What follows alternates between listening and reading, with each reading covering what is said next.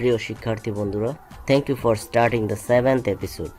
Today I'll try to introduce some of the most essential tools for graphics designer.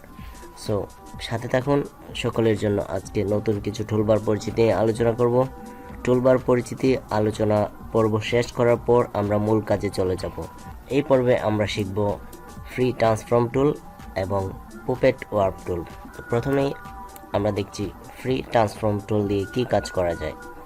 Free transform টুল দিয়ে কাজ করতে হলে আমরা প্রথমে একটি শেপ ড্রয়িং করে নিচ্ছি। তারপর আমরা এটিতে সিলেক্ট করার পর আমরা এখানে ক্লিক করব ফ্রি ট্রান্সফর্ম টুল।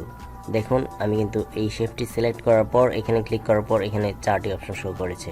আর আমি যদি কোনো কিছুতেই সিলেক্ট না করে এমনিতেই এখানে ক্লিক করি তাহলে কিন্তু একটি সিলেক্ট হয়, ভিতরের অপশনগুলি শো করছে না। আমি যদি এই অবজেক্টটিকে সিলেক্ট করার পর আমি এখানে ক্লিক করি তাহলে এই অপশনগুলি শো করছে। তো দেখে নিন, এই শেপটিকে আমরা স্কোয়ারে পরিণত করেছি। এখন আমরা এখান থেকে ফ্রি ট্রান্সফর্ম টুল সিলেক্ট করব, তারপর এই 3টি টুল ইউজ করব। আর এই টুলটি এটি একটি সেটিংয়ের মতো কাজ করবে। কনস্ট্রেন লিঙ্কটিতে ঠিক দিয়ে রাখি। এখন কিন্তু আমি হাইড ওয়াইড কমাতে পারবো না। এটি আমি যদি এইদিকে টান দিই এবং এইদিকে টান দিই, এটি দেখা যাচ্ছে যে শেপটি একই হাইড ওয়াইড ঠিক রেখে ছোটো বড় হচ্ছে। তো দেখতেই পাচ্ছেন, এটি যদি অফ করে দিই তাহলে আমি এখান থেকে হাইড ওয়াইড আমার ইচ্ছা মতো চেঞ্জ করতে পারবো। আর এটি যদি অন রাখি তাহলে আমি হাইড ওয়াইড চেঞ্জ করতে পারবো না, শুধু ছোট বড় হবে স্কেল ঠিক রেখে। তারপর হচ্ছে পার্সপেক্টিভ ডিস্টোর। এই টুলটি সিলেক্ট করার পর আমরা এইখানে চাপ দিয়ে ধরে মাউস যদি এই দিকে ড্র্যাগ করি তাহলে দেখতে পাচ্ছি উভয় দিকে একই সমান তালে বড় হচ্ছে, এবং এইদিকে যদি নিচে নামিয়ে নিয়ে আসি দেখুন উভয় দিকে একই সমান তালে ছোট হচ্ছে। তো এই কাজটি এই টুলটির মাধ্যমে আমরা করতে পারবো। তারপর হচ্ছে ফ্রি ডিস্টোর।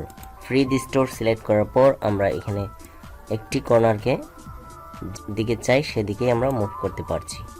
দেখে নিন, যে কোনো একটি কর্নার সিলেক্ট করে আমরা আমাদের ইচ্ছা মতো মুভ করে নিতে পারছি। আমরা দেখলাম একটি শেপকে কীভাবে আমরা এই টুলটি দিয়ে রিসাইজ করব। এখন আমরা কিছু লেখাকে ডিজাইন করব এই টুলগুলি ব্যবহারের মাধ্যমে। ধরুন আমরা এখানে টাইপ করব ডব্লিউ ফ্রিল্যান্স। আমাদের ব্র্যান্ডিং নেমটা আমরা টাইপ করলাম, তারপর এটিকে একটি ফন্ট চেঞ্জ করে দিচ্ছি। ধরুন আমরা একটু বড় করে নিচ্ছি। হ্যাঁ, আমরা এখানে লিখে নিলাম ডব্লিউ ফ্রিল্যান্স ক্রিয়েট আউটলাইন। এখান থেকে আউটলাইন করে নিলাম। এটি সিলেক্ট করার পর আমরা এখান থেকে পার্সপেক্টিভে সিলেক্ট করব। তারপর এখান থেকে এই যে দেখুন আমরা এটিকে উভয় দিকে একটু বাড়িয়ে নিয়েছি।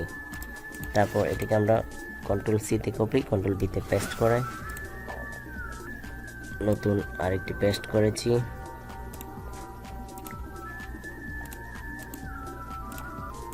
তো বন্ধুরা বুঝতেই পেরেছেন, আমরা খুবই অল্প সময়ের মধ্যে একটি 3D ভিজুয়াল ইফেক্টের মতো একটি ডিজাইন করে ফেলেছি ফ্রি ট্রান্সফর্ম টুলের মাধ্যমে।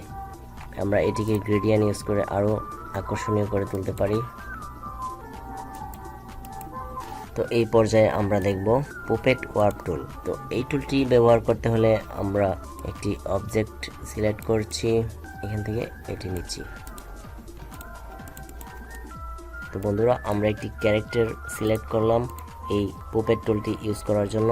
এখন আমরা এই পুপেট টুলটি সিলেক্ট করব। তারপর দেখুন আমাদের অবজেক্টটি একটি 3D ইফেক্টের মতো একটি ডিজাইন অটোমেটিক সিলেক্ট হয়েছে। এখন আমি এখানে একটি পিন ড্রয়িং করব, যাতে করে আমার এই জায়গা থেকে এই জায়গা পর্যন্ত এই অংশটুকু কাজ হয়। হ্যাঁ দেখুন এখানে একটি ড্রয়িং হচ্ছে, এখানে একটি পিন ড্রয়িং হচ্ছে।